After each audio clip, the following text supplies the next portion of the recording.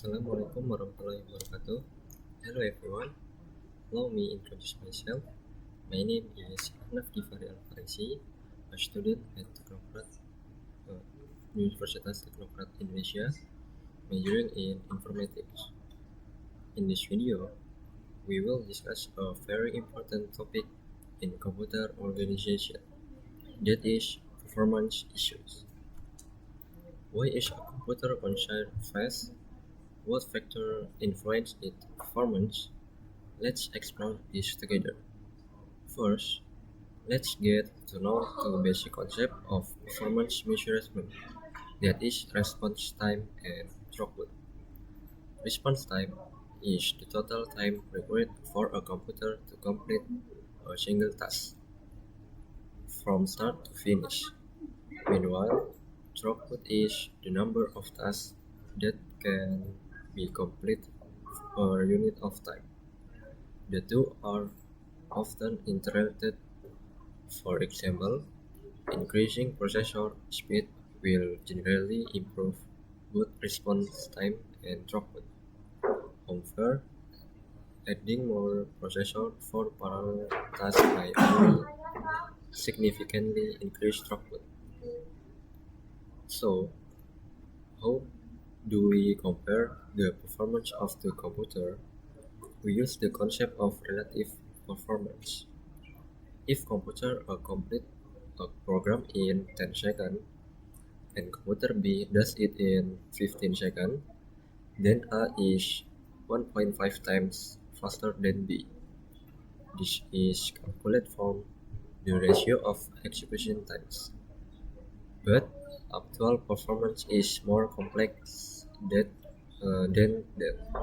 CPU times is determined by the three factors, that is time per clock, uh, cycles per instruction, and the number of instructions per program. This forms the basis of processor optimization. Over the decade, we have witnessed a dramatic increase in processor performance thanks to transistor miniaturization and rising clock speed. However, a new challenge has emerged, that is the performance gap or speed imbalance. Processors have evolved very quickly, but memory and input-output device speed have lagged behind. Imagine a super-fast processor that has to wait a long time for data from memory or disk. This becomes a major bottleneck. The solution is to create system balance through large and faster change, wider database, and multi-level cache architecture. When increase in clock speed began to plateau due to heat issues and physical limitations, the industry shifted to a new strategy, that is multi-core. Instead of making a single processor core increasingly complex and fast, it is better to place several simpler cores on a single chip. With many cores, tasks can be performed in parallel, increasing throughput. Besides multi-core, the GPU or graphics processing unit has also become an extraordinary force in parallel computing, not only for graphics but also for scientific computing, AI, and big data processing.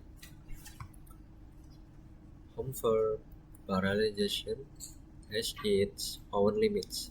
That is where Amdahl's law come to into play. This law states that the maximum speed up of a program is limited by the portion of the program that cannot be parallelized. So, even if we have hundreds of cores, if 10% of the code must run serially, the maximum speed up will be limited. Additionally, to understand overall system performance, especially in task queuing and handling, we use Little's law, which relates the number of tasks in the system, the arrival rate, and their processing times. In conclusion, designing a high-performance computer system is an art of balancing various components, that is, the processor, memory, input-output, and their interconnections. This involves this involves optimization at the hardware, architectural, and software levels. By understanding performance issues from basic concepts like responsive time to principles like Amdahl's law, we can design systems that are not only fast but also efficient and scalable for future needs. Okay, it's all uh, the material I can present. Thank you for watching. Wassalamualaikum warahmatullahi wabarakatuh.